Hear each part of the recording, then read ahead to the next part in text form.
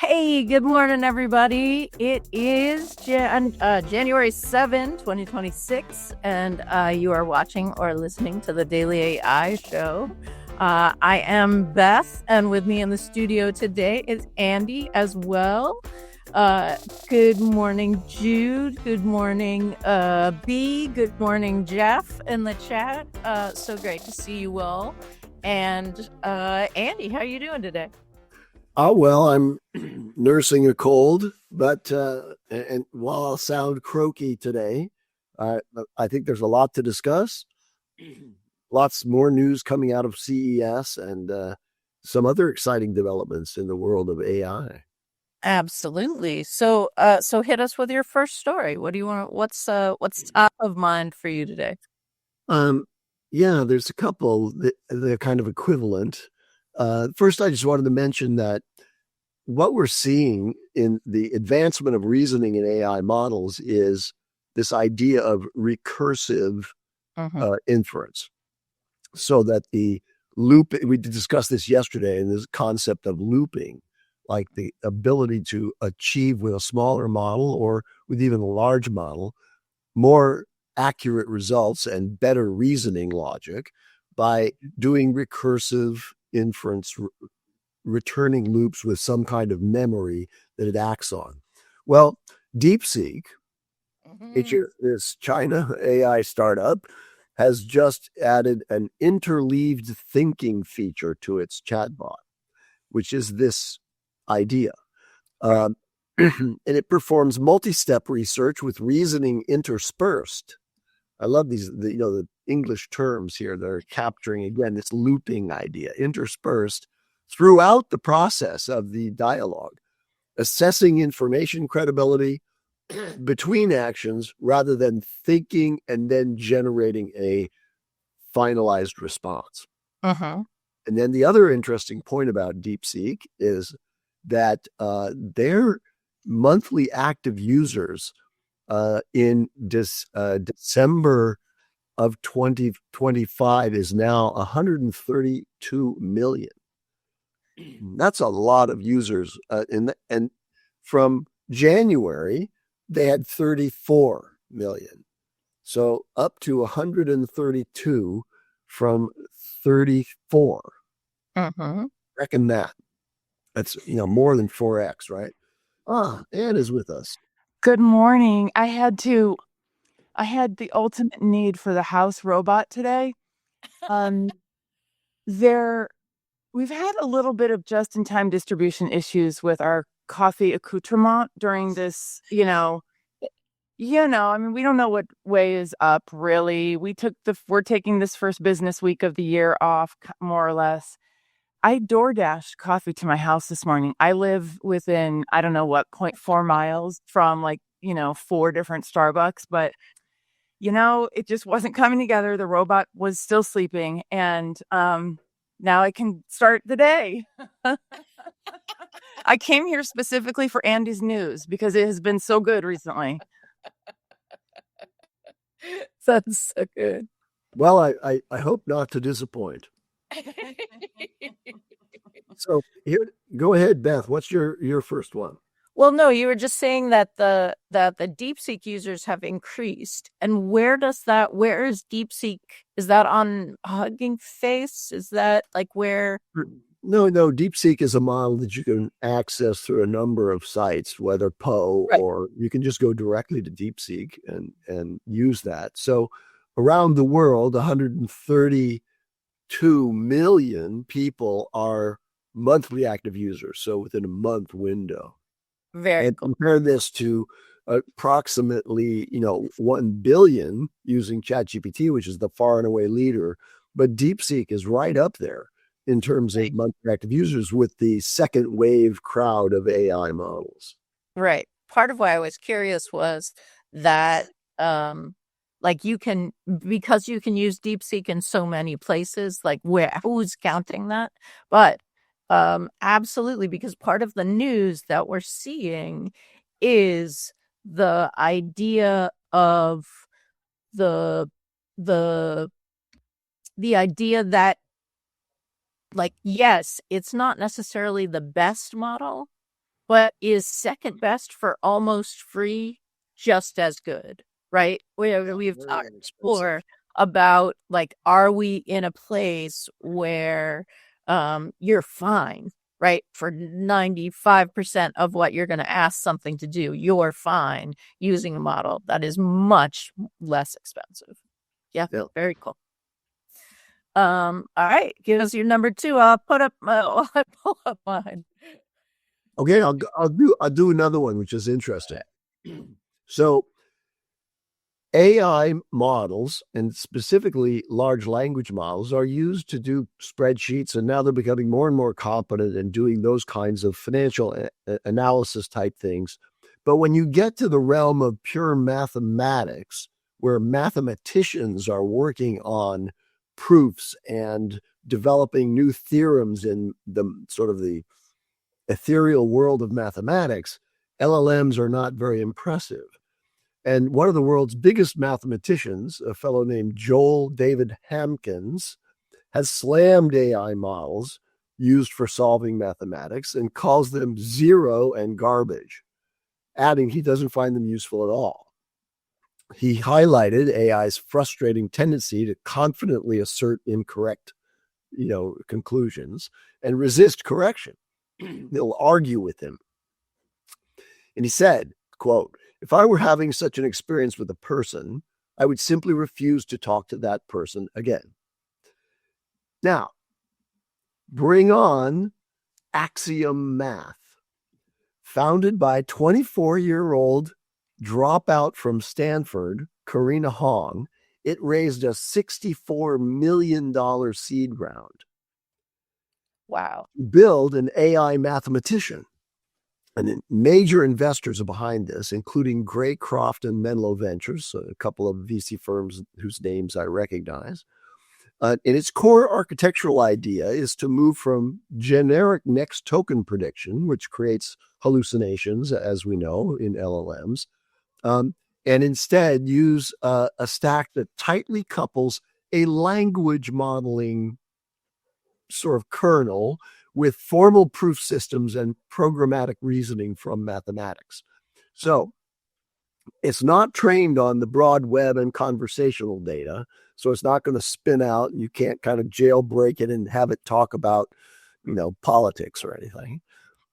It's a math-specific shell of formal mathematical languages, proof checkers, and verification-driven training signals that goes beyond standard LLMs.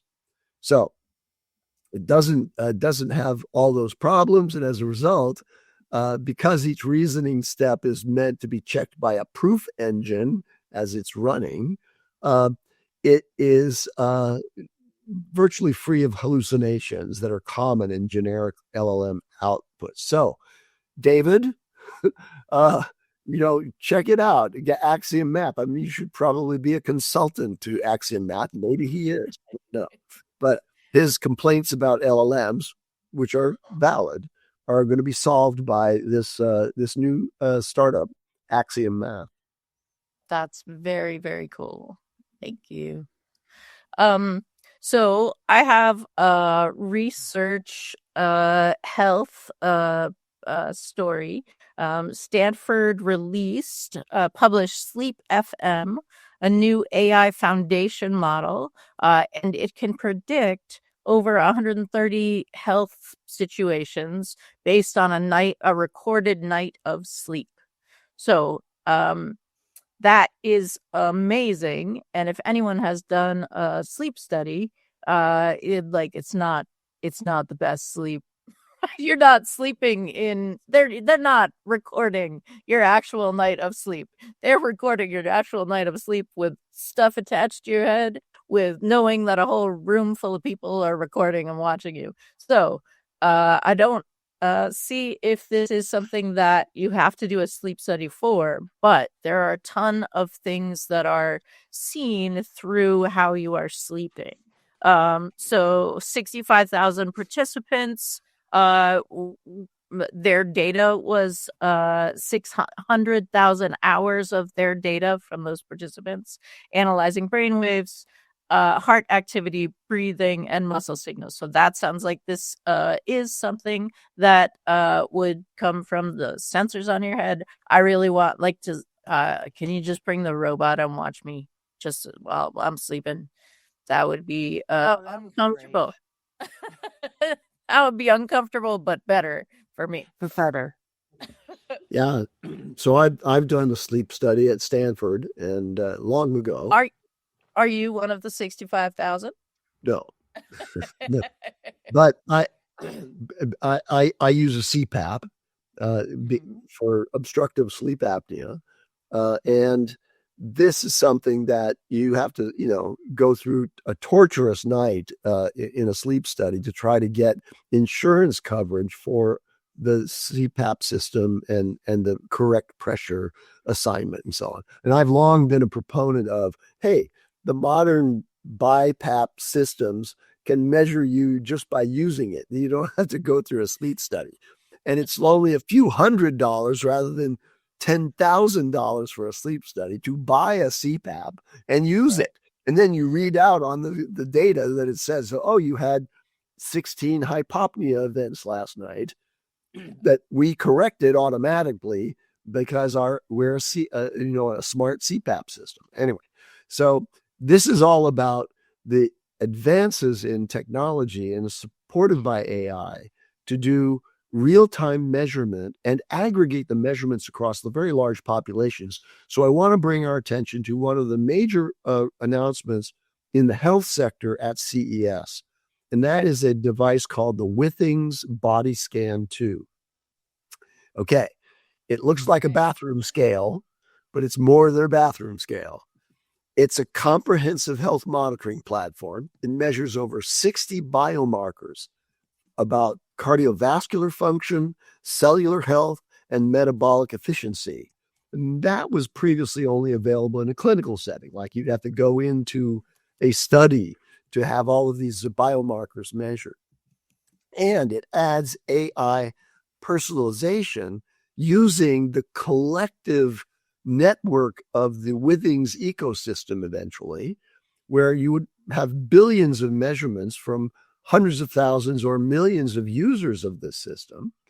And it would establish your individual physiological baseline personally, but it would also compare that to all of the others that it's collecting so that you could see deviations not only in your own baseline, but deviations from the expected, measurements that would come from other people of similar, age and health levels and so on. So it's medical grade technology and it's going to cost around, I think, $600. But that's an amazing bargain for what it gets you.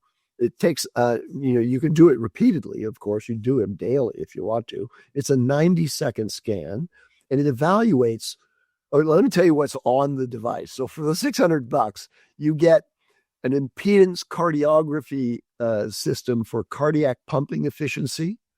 You get a 6-lead electrocardiogram for electrical activity and rhythm. You really want to, be aware of, variations in your heart's performance. You want to have that perfect sinus cardiac rhythm. And it has ultra high frequency bioimpedance spectroscopy for cellular health, vascular age assessment, and glycemic regulation. So, one of the things that's, a major health thing is, putting a glycemic monitor on thing. Well, this one package is going to get all of those things I mentioned for you at a very, very low cost. So it'll talk to you about, it'll figure out based on all of these measurements, what your cardiac efficiency is, what your cardiac reactivity is, because there are ways that you can test yourself by, maybe doing squats on the scale. I don't know. It derives what your heart age is, hypertension risk notifications, arterial stiffness, and vascular age are measured, cellular composition from this spectroscopy. That's a very interesting thing. And basically, this is an early warning system for your health in the home that's powered by AI, and it's also aggregating across the network in the ecosystem of users of Withings, so that ultimately, if a lot of people adopt this, then you'll have the sort of system-oriented health and longevity expert right in your bathroom or fitness room, wherever you want to put it. Wow. And for 600, I mean, there must be also a subscription, right? Probably. I think you get you're paying for the hardware, and then to be a part of that network, you're going to pay something monthly. But, I mean, it's not an AI story, but it's certainly a story in the beginning of 2026 that in the US. It is an AI story because there's what AI required in it in order to do all of that with just the hardware that's available there. So this is part of what's happening overall, is that there are many products that are coming out that are powered by an AI component, but that's not the main product feature set, right? Yes. It's not like you're talking to an AI in this context. Although, that Withings system might be, integrated ultimately with other AIs, so it will do the interpretation for you. Because when I don't know about you, but when I get my blood panel from, a blood test, the first thing I do is I copy that and I give it to ChatGPT and I say, explain. Oh, you're a dog robot, and it just gives you a very thorough thing. The announcement the other day that this is not a tumor. Yeah. Absolutely. I didn't mean that your story wasn't an AI story. I was setting up that in one of the main stories in 2026 is people's health insurance premiums doubling, tripling, because those subsidies are no longer in effect. And to pay something for $600 and then like, even if the subscription is a couple hundred, right? You're still way below and could go conceivably to a catastrophic level of, right? Like insurance only covers after something. I mean, it just seems like this is an amazing tool at this time in the US. I would agree on, it's like this is one I could talk up one side of the street and down the other for sure. Because, I mean, first of all, the math really maths on this, right? Like my Peloton was probably 3 times that. I bought it during COVID, so it was probably as much as possible and took as long as possible to get here. And so that's whatever thousands. And then I think I might pay $99 a month or something for the app to continue talking to me. I don't even know. It doesn't matter. It truly doesn't matter because it's just what we do now, right? The subscription lifestyle. And I love that I have like preventive and like health maintenance stuff built into my daily life. Like that's dope and obviously going to save me lots of money down the road and heartache and stuff. I believe in that stuff. However, net cradle to grave, this is a very, very expensive endeavor because of the data that you're giving up that's out into the world. And I think Jen is kind of intimating, and I'm guessing this is one of the places that she would go, most people would, is what happens when the insurance companies and what is the thing called, company, or wherever their data is living. I mean, there's very little regulation that would prevent them from sharing that data or leaking that data. I mean, we have the thing where the genetic the company that does the family gene pool thing like leaked their data to a whole bunch of places. So to me, that could really get in the way of your lifelong health, would be if some of these markers were indicated to the institutions that have to decide how insurable we are. That sounds scary. The other thing is that it's a bigger decision than maybe some people think about, to learn about your health in that detail, especially as it signals things down the road. Like making a decision to know some of the things that are now knowable about our health and about our future health is something that I'm guessing we're going to see more and more of just the turmoil involved with finding out that you have a genetic fatal disease, and are we equipped as a society to deal with like tens of thousands of people learning their lifespan rather than betting on the chance of, I guess, living forever if you put two things on the, the end of the spectrum.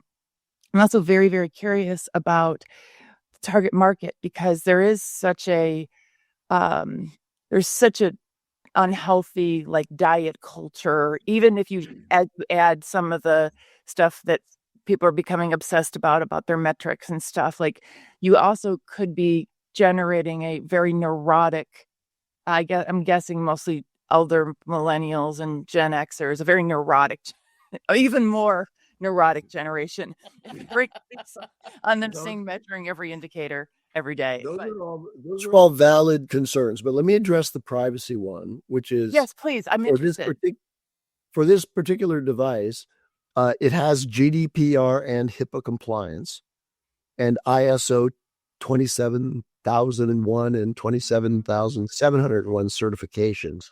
So they're addressing the privacy concerns, and it's also going to be integrated with Apple Health. So we must be worried about that. I think your second point is something that they can't address. I mean, they want to address it in a different way, which is, hey, we're going to give you peace of mind because we're going to give you early warning. Yeah, and that's one side of the story. And also, like, I love the privacy setup, but just to be a little bit cynical, that doesn't help if the powers that be decide that they're going to give away the data. And I know that it would be the death of the company. If HIPAA as regulations is changed someday in the future. Yeah. Okay, so do you think that HIPAA will begin to address the AI issues, or has it already? I don't even know. What is the status of HIPAA and AI? What HIPAA governs is your personal health data. Yes. Right. So is it considered that you've consented for the sharing of your personal health data by stepping on the thing and sharing your personal health data with the company? Right? Like that's one of what the company is, by becoming HIPAA compliant, the company is basically attesting to it does not reveal your personal health data to anyone. Yeah. So, yeah. So, but that must mean that it's anonymized, right? Because it is, we're aggregating the health data. There are stiff regulations that govern the movement of personal health information, and HIPAA is the bounding. They're comparing you. The part of the subscription is you're being compared to people in your thing. So that's just got to be anonymized. That's the anonymous, right? You wouldn't know, yeah. I mean, okay, on all of these, and I love that. I love the intention around the security and stuff. But if you have that on your phone, and you think of like one of the things. If you have your Apple Health, I mean, if you have your little app on your phone, correct, that's attached to your thing. Well, so one of the things that a lot of women have had to grapple with is not being able to use period trackers because of the life and death aspect of anyone finding out that you haven't had your period when you were supposed to have your period. So there's a reason that women don't want to have some of that data out into the world because the stakes are just too high. And, we are in a science fiction world. We do live in an aspect of The Handmaid's Tale. And so there is I think there's a chilling effect for some of the population of letting that information go out into the world. It's unfortunate. It'd be wonderful if we weren't concerned because the personal health management component is just brilliant. And I would love for everyone in my family, I'd love my dad to immediately get on that thing, right? And my husband, I don't really want to outlive all these guys, right? But I'm probably going to. So they should try to keep up. But there's just, I think, whether it's the zeitgeist of worry about privacy or the reality of privacy, vulnerability for your information being out there. I don't know. Right. Maybe it's olden days. Maybe it's kind of it's a padlock on a paper bag, really. But the peace of mind of not having some of that data out there, I'm kind of holding on to it a little bit. I'll say that. That's valid. That's I haven't gotten an Aura ring. I haven't gotten a, I look at here. This will tell it all. This is my step counter. This is my favorite. I've had the Apple Watches. I've had I've had the Garmin. This is me right now. So, and I also, all right, here's a CES weave on that. Let's hear it. So at CES, Gyges Labs, GYGES, showcased the Voci Smart Ring. This is an AI-powered wearable that moves beyond health tracking to function as a voice-activated note-taking device triggered by hand gestures and a physical button if you want to. So it's a combination of health tracker and a voice recorder. And it's a titanium ring, up to 8 hours on a single charge, transcribes conversations in over 112 languages, has speaker identification for multi-party conversations, and uses encryption to keep those recordings private.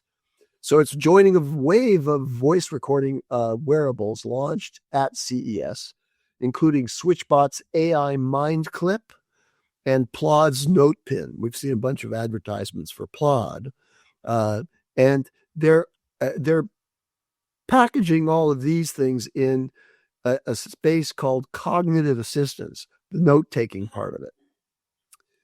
That is, my cognition is good in the moment, but, ask me about it 2 minutes from now. I may not be able to remember what I said or, what that cognition's result was. So cognitive assistance is AI in wearables and, with these tools and functions, including recording and digest and translation, etc., that help your, declining cognition abilities, as in my case. That's very cool. And actually also those things are also one of the health conditions that the sleep study could talk about, right?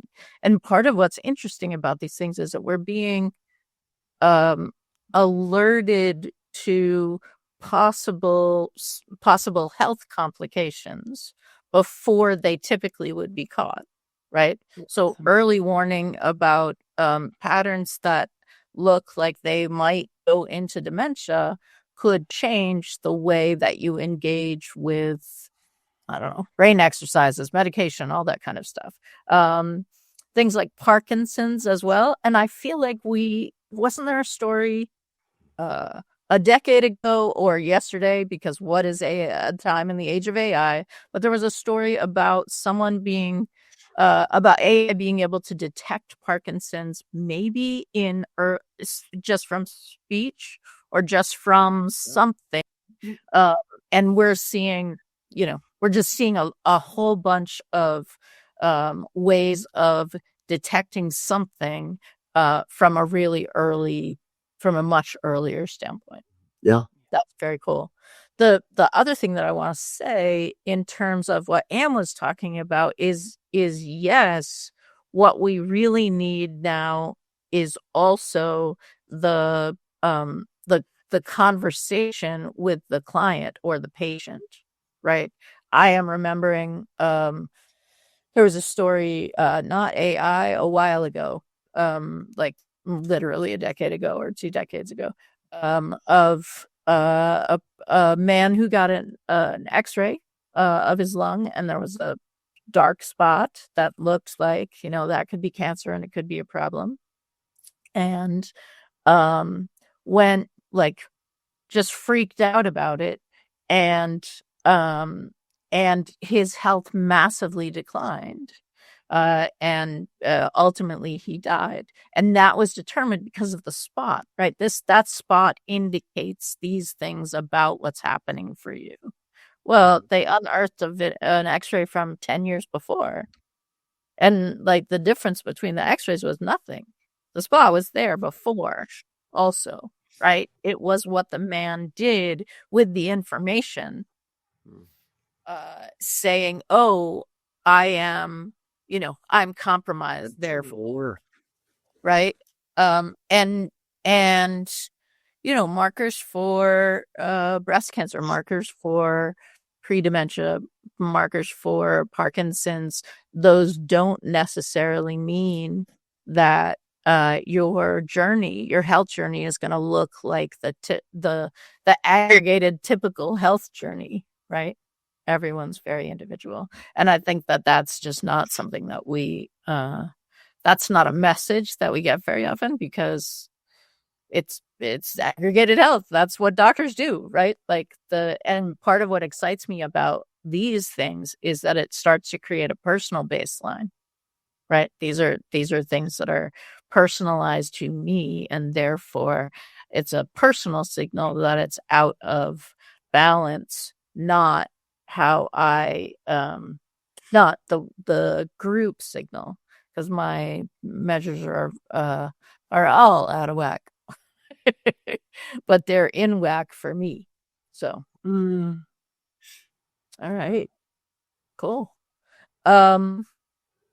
So we're about 30 minutes in. Andy, do you have another story? Because I would like to talk a little bit about the new valuation of X and some of the stories that are happening around that. Yeah, I can come back. I have a couple of quick points later about vibe coding in Cursor and also in Claude Code. So I'll save those for after or another day. Okay. So there has been a big the story about the evaluation. Okay, XAI hits 230 billion valuation with NVIDIA backing, and that's Series E funding. Andy knows what those mean. Qatar's sovereign wealth fund is part of this as well. And it's just it's a valuation story at its core.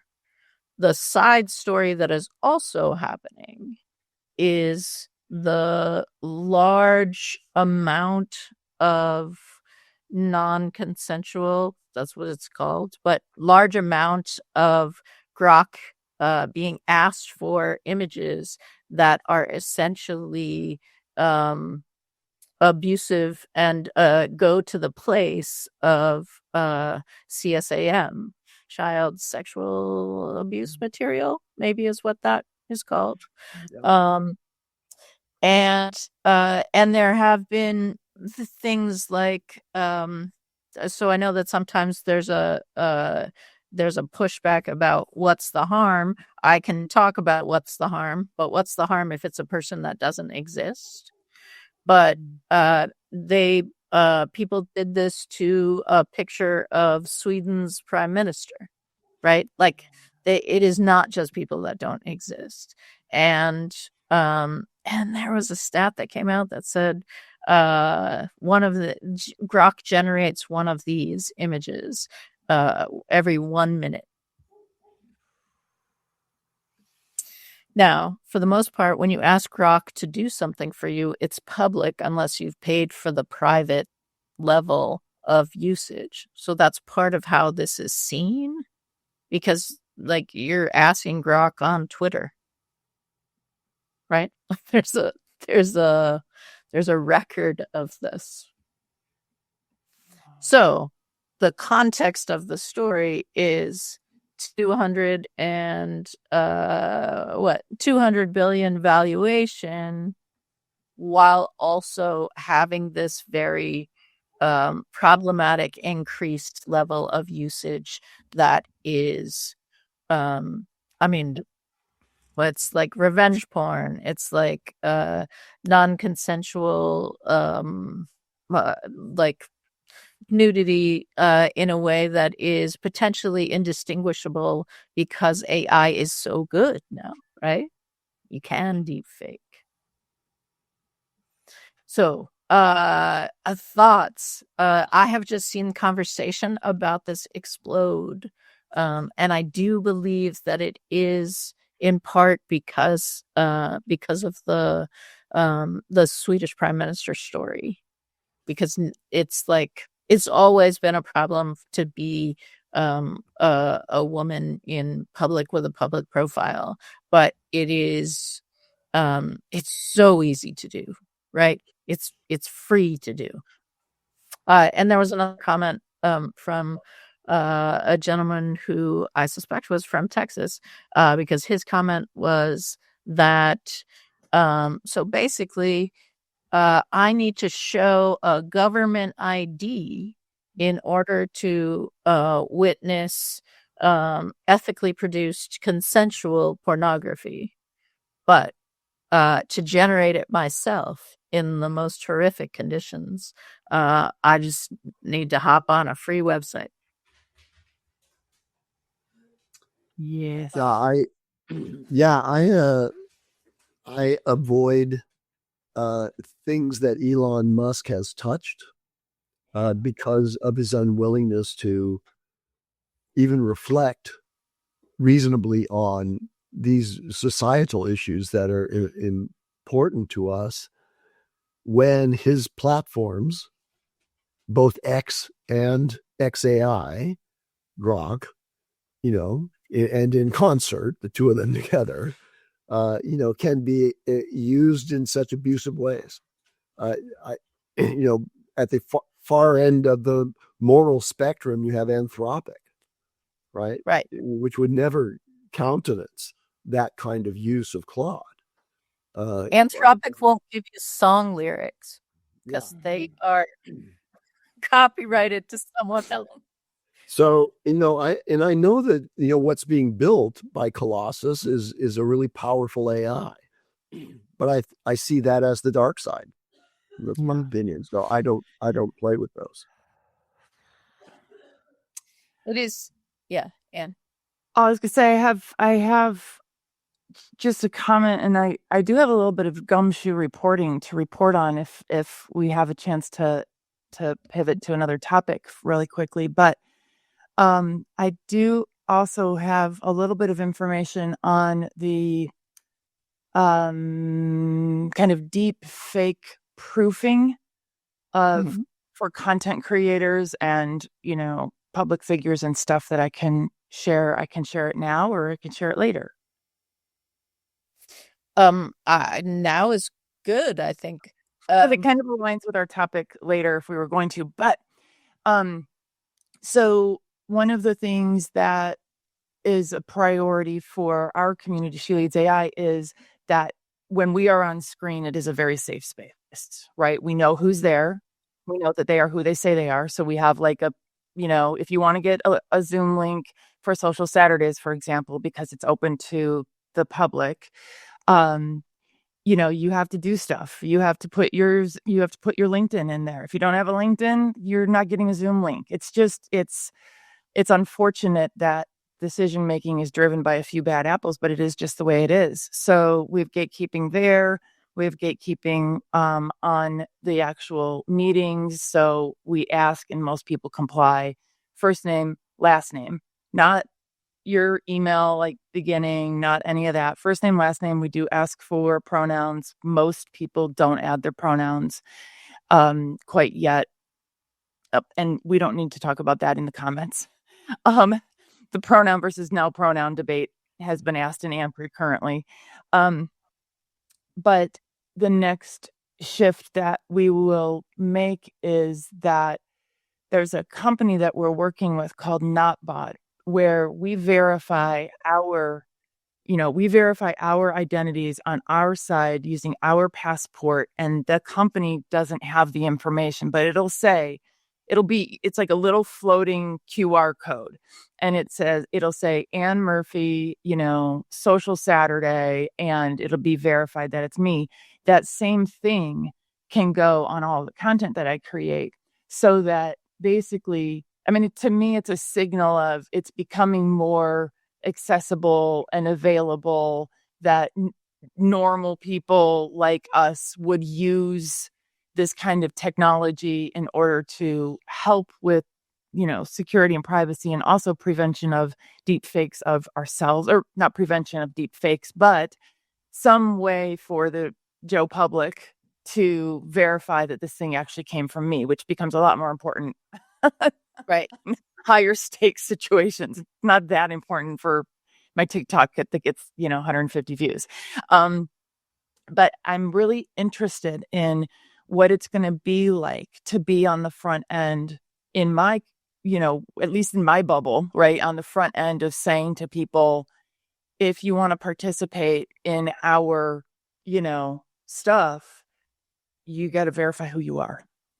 And I imagine that I will lose people, a big chunk of people pretty fast because it's a pain in the butt. You have to download it. You got to get your passport out. Not everybody has a passport, la, la, la.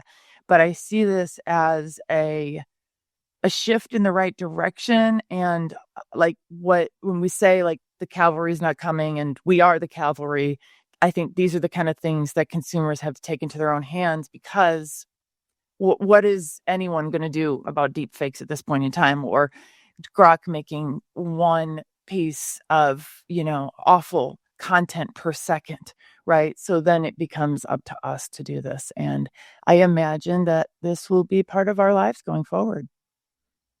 And it'll be interesting to see the culture, the change management component of it, what the conversation is like. It's a step past what OpenAI does for their forums.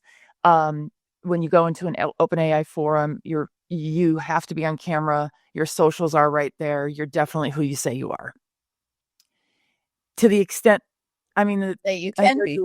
Could Jimmy Jack any of this stuff? But there's that. Normal people, everyday people having little things on their screen that says, I am who I say I am. Yeah. Interesting. So, Gwen is asking, can you use the same service the airlines use for verification to pass TSA, right? Like we are moving. Yeah, I mean, I wouldn't. The whole point of something like this is that our data doesn't go anywhere. Interesting. We're verified on our end. Passport, who I am. I haven't done deep dives into the actual technology. I'm not even sure I care that much, other than trusting them because I know them, and are really, really good people. And I just have a trust factor. Again, goes to what we're going to talk about later. We are in this trust dry zone right now, dry stretch. So, that's the secret sauce, Gwen, is that that information is not handed over to anyone. It's just on our side. So let's, since it's 44 after the hour, let's pivot into that story, and Andy will save the news for next for tomorrow. Very exciting. And let's introduce the trust, because that piece came from Instagram's CEO. Is that true? Who wrote a post about what creators are going to need in 2026, with the backdrop of how easy it is to A, generate content, and B, generate content as somebody else, pretending to be somebody else. So, Anne, take us away. What did you, Well, so this is one of the very few moments where my undergrad and graduate degrees in leisure studies actually comes into sharp relief as useful in my life, because this piece of authenticity and how we show up and what we do in our unpaid time is directly related to our self-identity, our quality of life, our longevity. And being in this trust dry spell is going to, I believe. So let me go back to the memo. So the memo from Adam Mosseri, who I have historically really appreciated his takes on things, is that content is just absolute commodity. you want to make an authentic video versus a polished video. Remember, like how Instagram, you had your perfect grids and everybody was on vacation and everybody was a supermodel. That transitioned to more TikTok-like vibes, still a little bit produced, and now it's a little less produced. But the unlock for content creators, according to, people like Adam Mosseri, is that real, you just flipped it on and you started talking and the angle is horrible, which we do have predecessors in this, which are the Gen Z kids who've been using Snapchat since forever and a day. My daughter and her friends trade the most unflattering selfies and videos 30 times a day. I mean, horrible. You look horrible. And but they don't care because they want to know what your scone is like. Like, they really truly don't care, and they don't have shame about it, whereas we were raised to have shame about it. So when we start getting authentic, which is what Adam Mosseri talks about, that it's not really authentic in terms of just the lighting on what's it called? Not Higgsfield. Higgsfield. I was like, Hufnagel. Higgsfield, or a shaky or blurry camera. He's saying, you can't just go that route to seem authentic, because AI is going to just, obviously replicate that in a heartbeat. But it's about the footprint that you've created and the community that you've created and the social proof that you have that you're a real person and that people like you and trust you and want to hang out with you.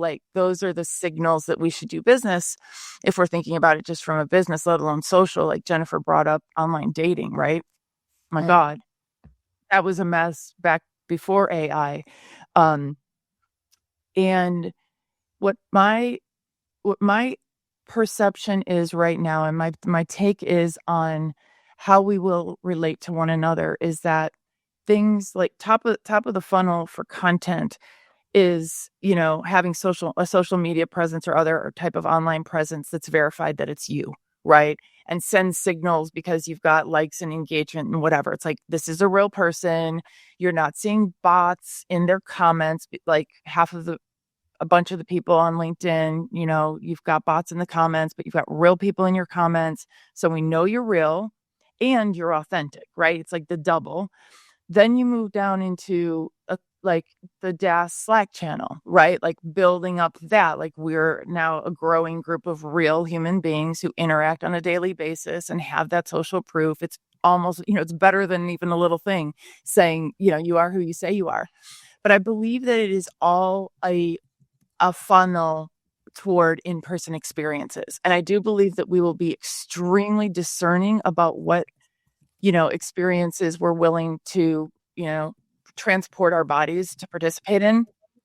But that through the various ways that Adam Mosseri is pointing out, to generate true authenticity and trust, that process, that conveyor belt toward trust, is what's going to help us decide who we hang around with IRL, because we're not going to be able to just go to a random event.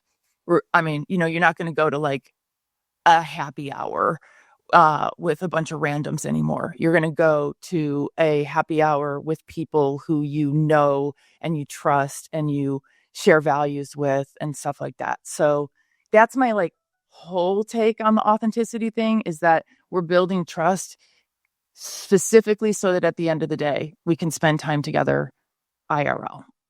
So you can meet new people.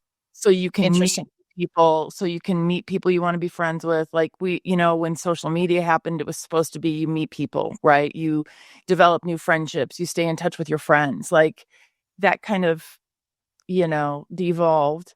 But still, there's obviously some of that. And now we can make discerning, choices about who we hang around with. And those are going to be the golden moments that we're all looking to have.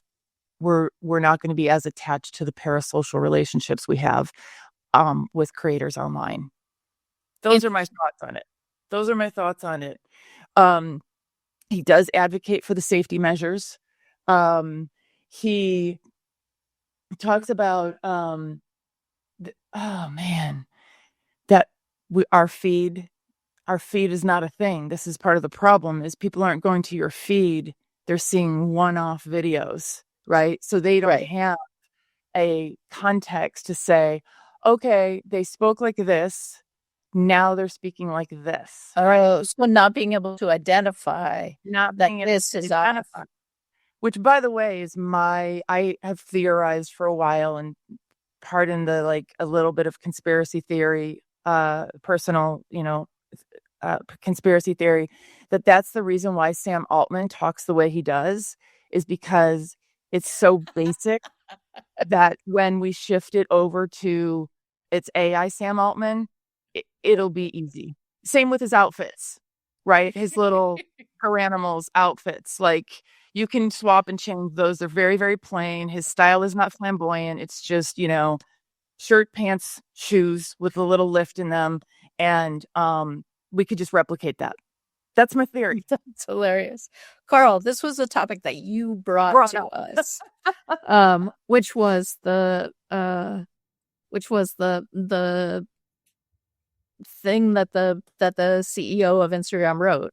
And Anne has said his name, and I'm not going to. Adam Mosseri. Yeah. Adam Mosseri. So what are your thoughts, Carl? I remember this was a big thing for me. And this had nothing to do with AI specifically, but you kind of saw the aspects of this back in 2023, more so 2024, where it wasn't about AI getting into the feeds. It's just that's hypercharged, but it was more of when TikTok came on. That's why I kind of gravitate toward TikTok more, was because people were it felt like they were their authentic self, just talking about stuff, right? Versus when you got into Instagram or even on YouTube, it was definitely more polished. It was the feeds there, like he was saying, it was designed, I argued against this back in 2018-19.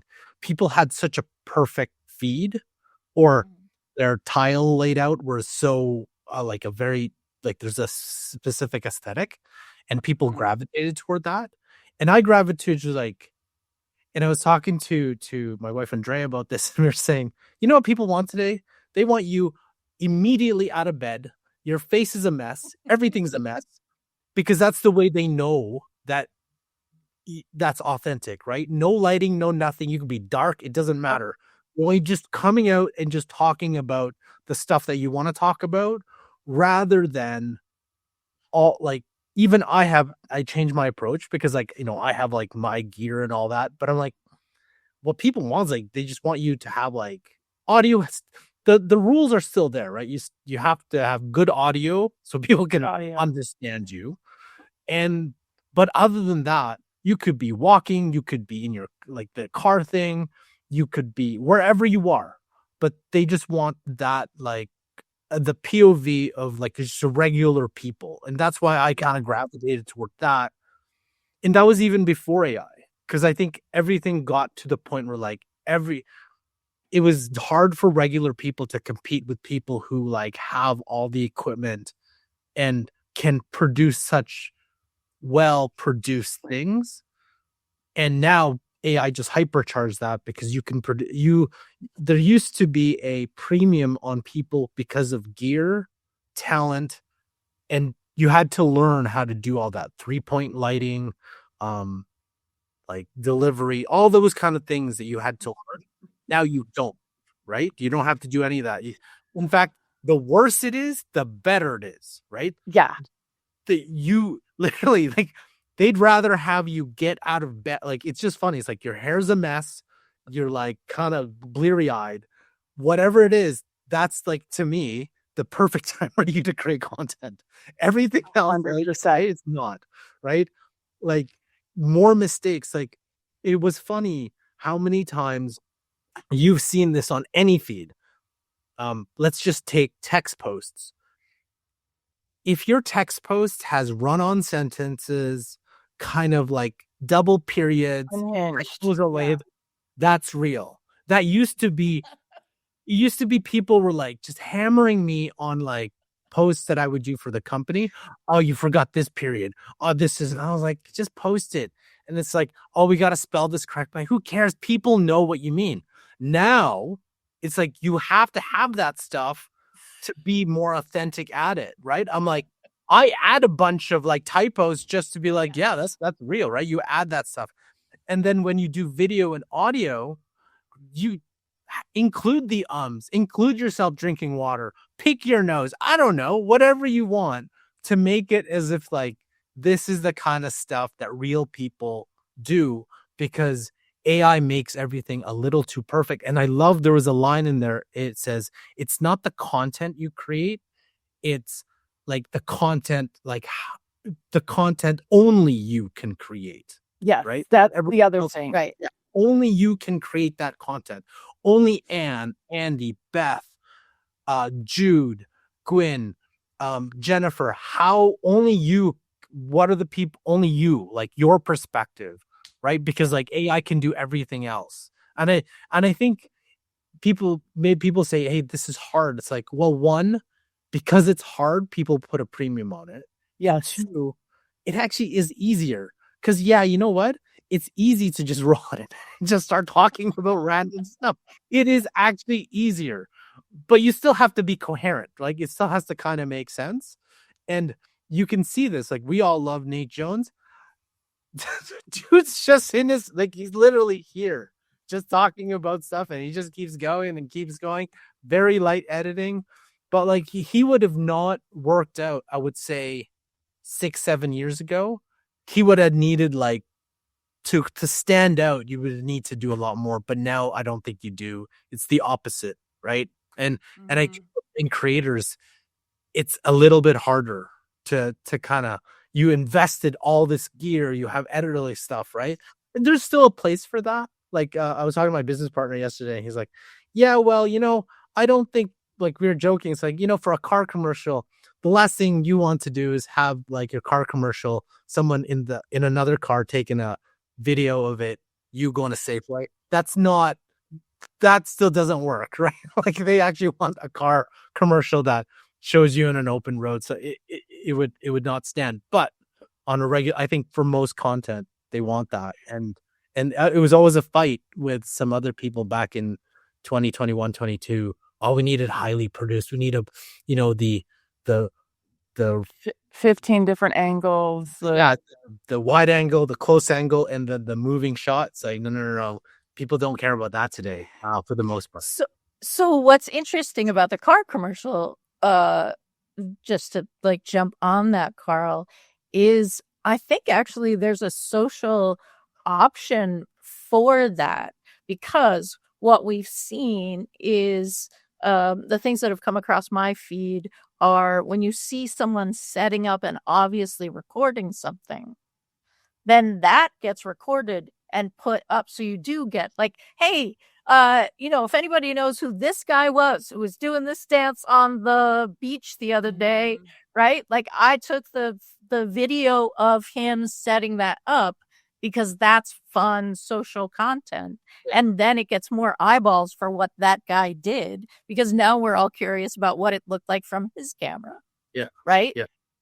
So we may get there and some stuff. But there is a place for everything too, because I think like it's very interesting where, I go back to the Avengers Doomsday trailer where a lot of people have been making their own stuff. And I thought that was really, some of the stuff they're making is really cool, right? Some of the other things that people were making, very outstanding, like because of AI, they could do that. They could do a backstory. They could do this character.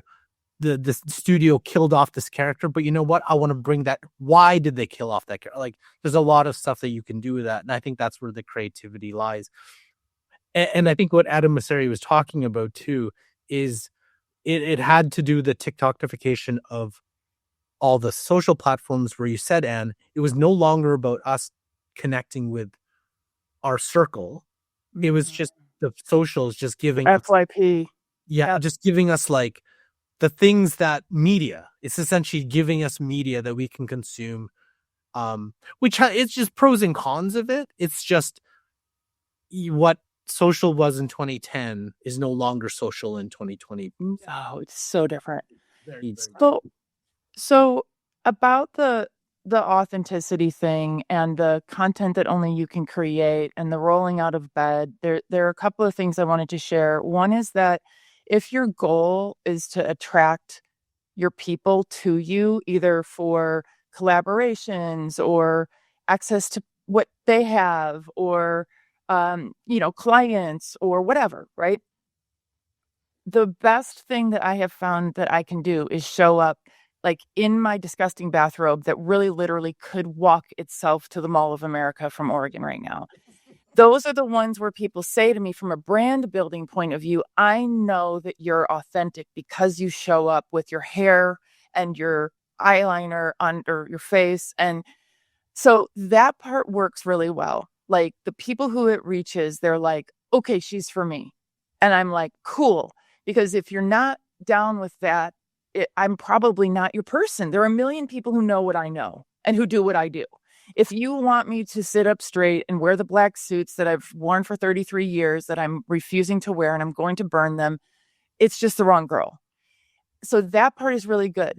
But if you think still as a woman that you can show up not looking your best and get views, that's a different story. Not right now. We are not there yet. You still, I've run the A/B test like on LinkedIn. If I am not in business mode, all face, the whole face, the whole thing, the whole glam, I will not get views.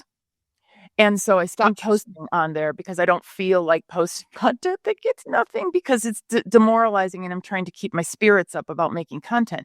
If I do that on TikTok, great. I don't know about Instagram because I haven't really tested it that much.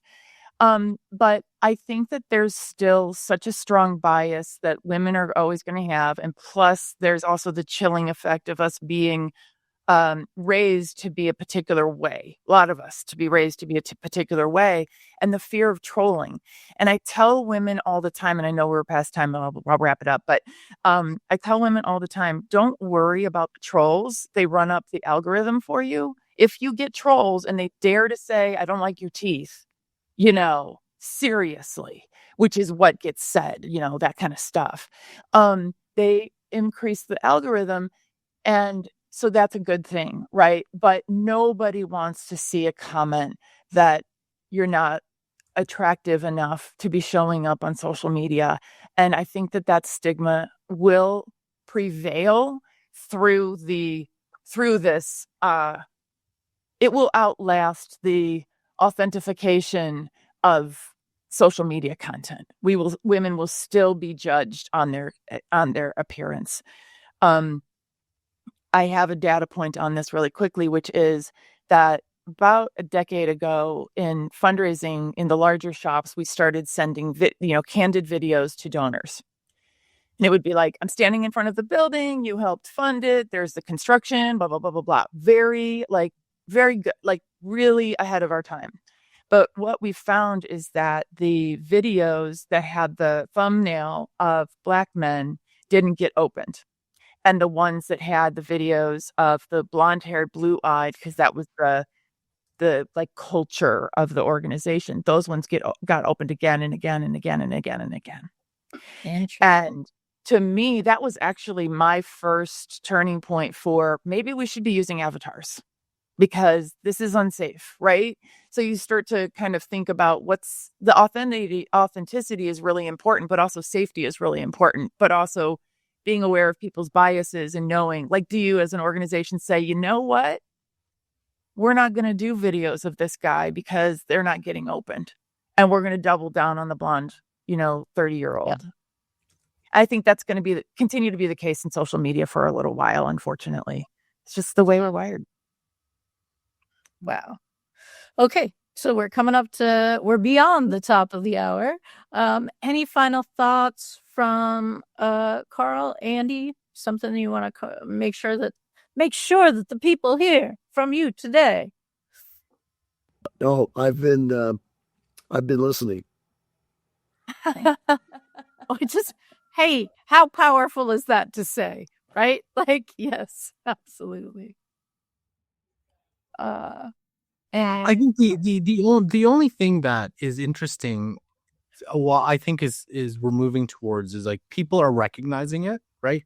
And you'll have people who right now people have been saying, oh, it's so easy to it's easy to recognize AI content, but it's getting better to the point you can't recognize it. And that's true. And I think this is part of the way for people to show. I think it's on you now to show you're authentic, because I think the default will be, is that AI first versus is like the initial thing on all socials was, is that true? But now it's like, oh, it's all, I think the onus is on you to show that it's not AI and it's authentic and it's real, right? So I think that's that makes it hard, because there's so many people I remember who came up to who talked to me like, hey, is your content AI? It's so good. It's like, no, it's me. She's like, because some of the stuff that I was doing, it was in the same background and all that kind of stuff, and I just different shirts, right? So it's like, that's why I'm like, oh, okay, I have to change this around a bit, and how can I make it a little bit more authentic for the audience that I'm trying to reach? Right. And that's, I'll just say, periodically we have conversations that we could be AI co-hosts, right? It is an AI show, and the ability to create avatars exists. And I am committing right now for the team that you will never see an AI co-host of our likeness.